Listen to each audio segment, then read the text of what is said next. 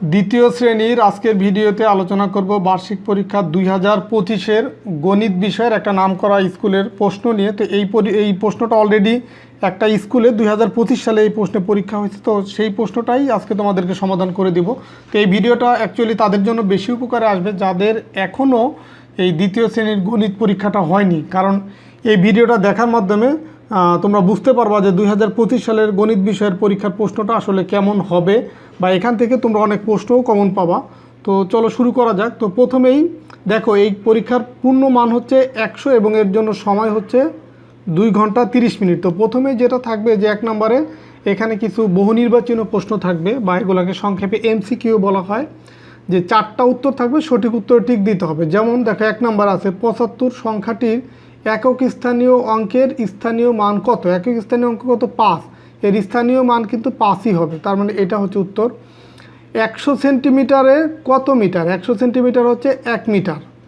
3 নম্বরে দেখো যেটা দেওয়া আছে 3 নম্বরে, যে ট্যালি-চিহ্ন, এই যে এইটা আর এইটা, এই ট্যালি-চিহ্ন দ্বারা কত বোঝায়? তো এখানে দেখো এটা দ্বারা বোঝাবে 5। এই যে 4টা দাগ, তারপরে একটা দাগ এরকম আছে, তার 5 আর 3 8, তার মানে এটা হচ্ছে উত্তর। 33-কে 2 দিয়ে গুণ করলে কত হবে? 66 হবে। নিচের কোণটি 4 কোণ আকৃতির। 4 কোণ, এই যে বইয়ের আকৃতিটা হচ্ছে 4 কোণ আকৃতির। এরপরে দেখো শূন্যস্থান। শূন্যস্থান আছে 10 মার্ক, এখানে 10টা শূন্যস্থান আছে, যে 10 জোড়া মোজায় ড্যাশটি, মানে 20টি হবে 10 জোড়া মোজায়। 1 সপ্তাহ সমান 7 দিন। 91 সমান, এখানে লেখা যায় 9 দশক 1 একক, মানে 91। 4 নম্বরে দেখো 10 টাকার 10টি নোটে কত হবে? 10 টাকার 10টি নোটে হবে 100 টাকা। বাংলাদেশি মুদ্রার নাম হচ্ছে কি? টাকা। বাংলাদেশি মুদ্রার নাম হচ্ছে টাকা। মঙ্গলবারের আগের দিন সোমবার, এই শূন্যস্থানে সেটা বসাতে হবে। ওজন পরিমাপের একক কিলোগ্রাম বা কেজি বা গ্রাম, যে কোনো একটা লিখে দিলে হবে। কম্পিউটারের মনিটর দেখতে চতুর্ভুজ আকৃতির।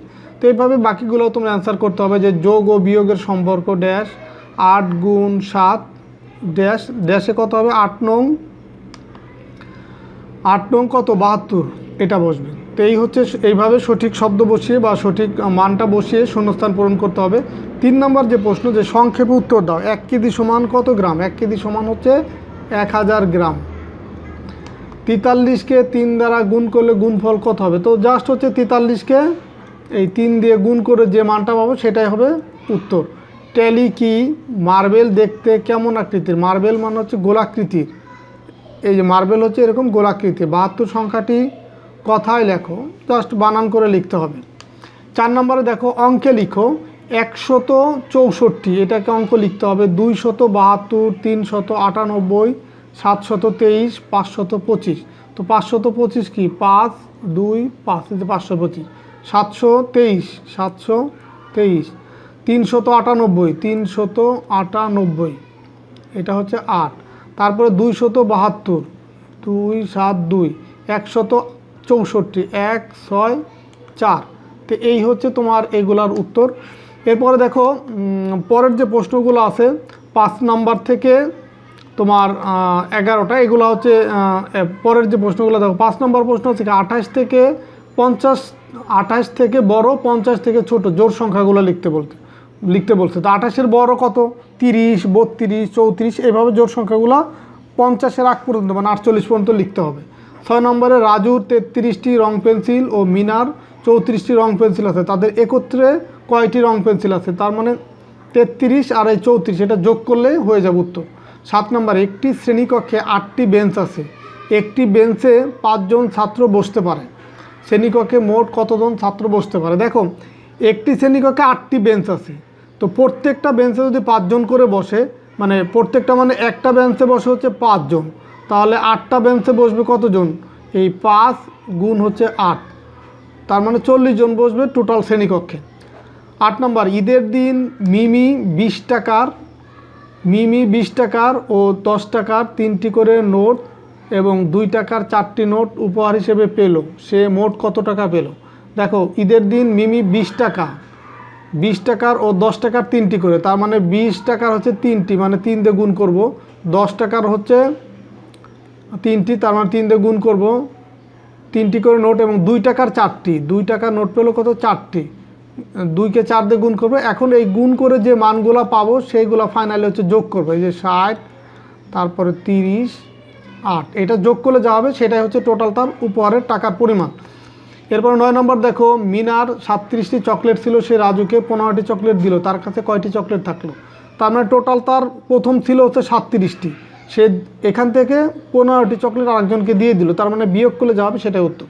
10 নম্বরে দেখো, একটি বিদ্যালয়ে দ্বিতীয় শ্রেণীর 40 জন শিক্ষার্থীর মধ্যে আম পছন্দ করে 12 জন, লিচু পছন্দ করে 11 জন, জাম পছন্দ করে 8 জন, কাঁঠাল পছন্দ করে 9 জন। ফলগুলোর উপর ভিত্তি করে প্রত্যেক ক্ষেত্রে ট্যালি চিহ্নের সাহায্যে সারণী তৈরি কর। তো এগুলো হচ্ছে ট্যালি চিহ্ন দিয়ে দেখাইতে হবে যে 12 জন পছন্দ করে আম বা লিচু পছন্দ করে 11 জন, ট্যালি চিহ্ন দিয়ে দেখাতে হবে। 11 নম্বর প্রশ্ন, যে চিত্রসহ সংজ্ঞা দাও। এখানে চতুর্ভুজ, ত্রিভুজ, বৃত্ত।